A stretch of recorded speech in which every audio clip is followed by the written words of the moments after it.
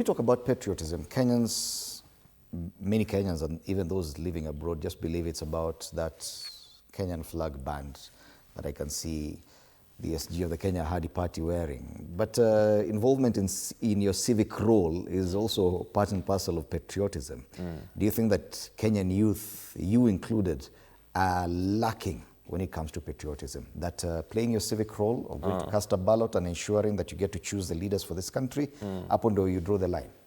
First of all, Fred, let me congratulate, because I was doing the math of the total votes in Bere, because I was really in Bere. The total votes were around 34,000, and we did a percentage of how many youth were present, and it was around 20,000. That's around 60%.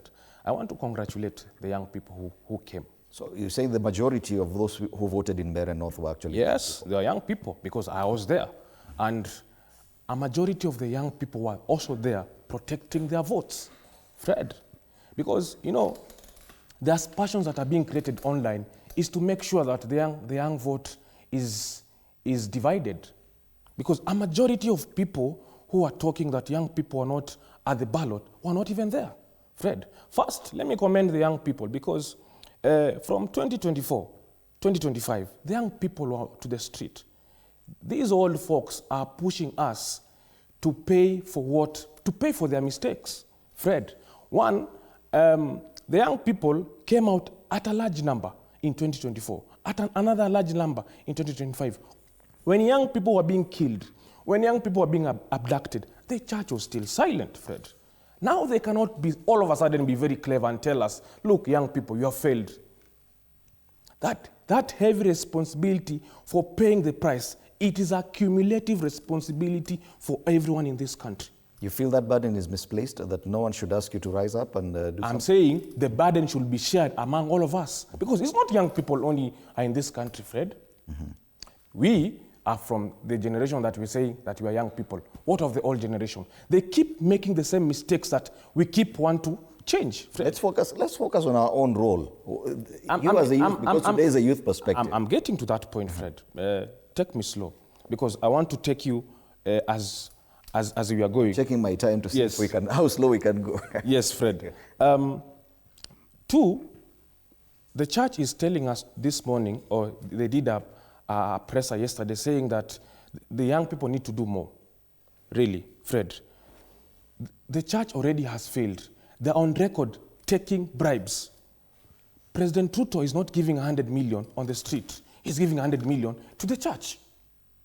So the first accountability should go in the church, not to the young people. They should first come out and say, look, the 100 million or the 80 million that we are being given as a church, first, we don't want. Then they should advise us as young people about voting. But that's beside the point. The young people, as we are today, Fred, we are learning to shift from activism to politics. Fred, I tell you, politics is war.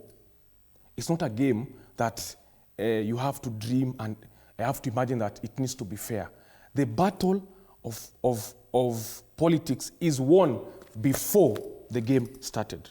Now, where our young people are stuck is we need to learn how to move from activism to play politics. Okay. We're in a generation that they know politics. We still know activism. My concern is the 19 months between now and the next general election, and how much can be done within this time. So far, 2 months into the voter registration resumption, the continuous voter registration, probably there'll be an enhanced voter registration next year. I do not know. But so far, only about 90,000 Kenyan youth have showed up to register. 3 months later, it's like 1,000 per day. Surely, are you concerned that turning around this activism into proper muscle at the ballot could be impossible?